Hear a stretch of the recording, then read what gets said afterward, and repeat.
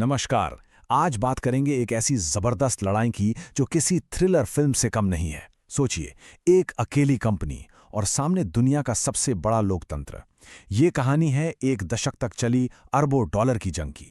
सवाल यह है कि भाई कोई एक कंपनी पूरी दुनिया में फैले एक देश के एसेट्स को मतलब उसकी संपत्ति को जब्त कैसे कर सकती है। ये सब शुरू हुआ एक छोटे से लीगल लूपहोल से, फिर बना एक बहुत ही कंट्रोवर्शियल कानून और फिर शुरू हुआ अरबों डॉलर्स का एक इंटरनेशनल घमासान।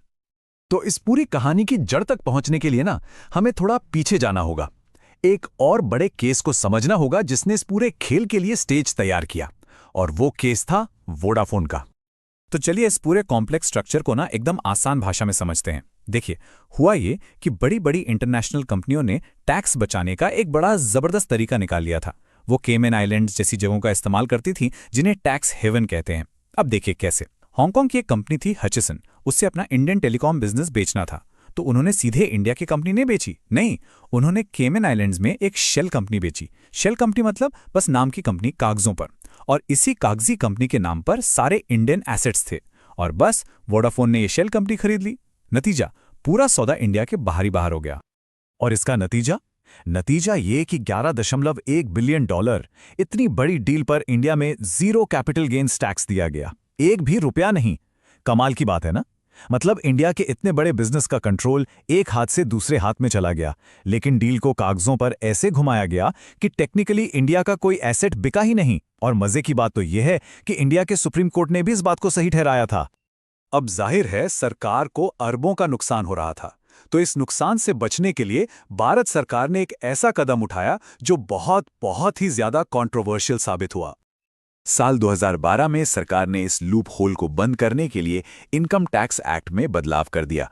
लेकिन असली ट्विस्ट यहां था, सरकार ने यह नया कानून सिर्फ आगे के लिए लागू नहीं किया, बल्कि इसे पीछे से लागू कर दिया, मतलब रेट्रोस्पेक्टिवली। ये तो कुछ वैसा ही हुआ जैसे क्रिकेट मैच खत्म होने के बाद कोई कहे कि अरे, बाउंड्री के नियम तो अब बदल गए हैं।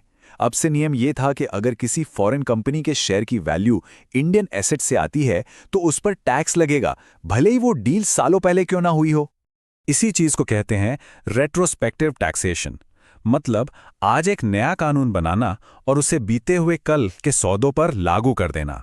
और इसी एक बदलाव ने वोडाफोन और हमारी कहानी के मेन कैरेक्टर केन एनर्जी, इनके सालों पुराने सौदों को रातों रात सवालों के घेरे में ला खड़ा किया।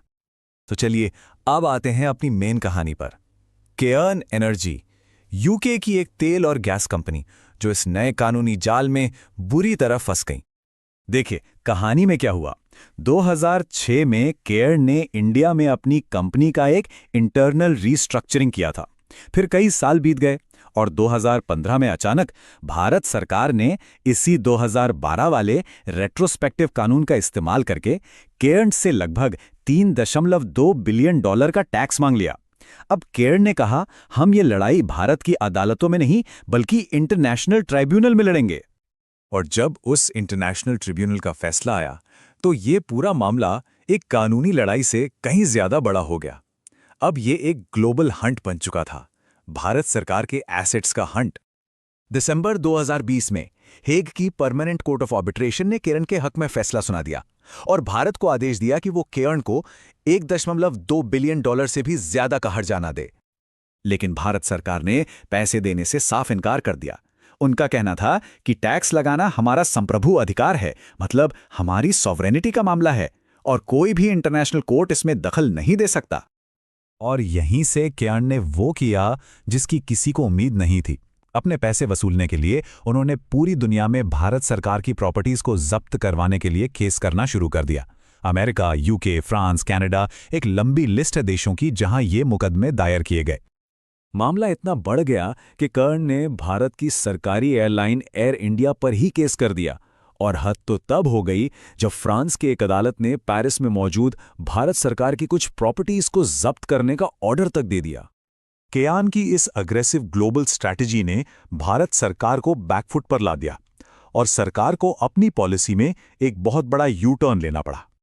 अगस्त 2021 में आखिरकार भारत सरकार ने उस कंट्रोवर्शियल 2012 के रेट्रोस्पेक्टिव टैक्स कानून को ही खत्म कर दिया। जी हां, वही कानून जिसकी वजह से सारा बखेड़ा खड़ा हुआ था। और फिर दोनों के बीच एक समझौता हुआ। समझौता ये था कि भारत सरकार सभी टैक्स डिमांड वापस लेगी और जो पैसा वसूला था वो लौटा देगी। बदले में कैर्न और दूसरी 16 और कंपनियां अपने सारे केस वापस लेंगी और ब्याज या हर्जाने का कोई भी दावा छोड़ देंगी। तो इस तरह ये एक दशक लंबी कहानी खत्म हुई, लेकिन अपने पीछे एक बहुत बड़ा सवाल छोड़ गई। क्या ये देश में निवेशकों का भरोसा वापस लाने के लिए एक जरूरी समझौता था, या फिर एक बड़ी कॉरपोरेट कंपनी के दबाव के आगे सरकार का झुकना था? ये सवाल आज भी कायम है।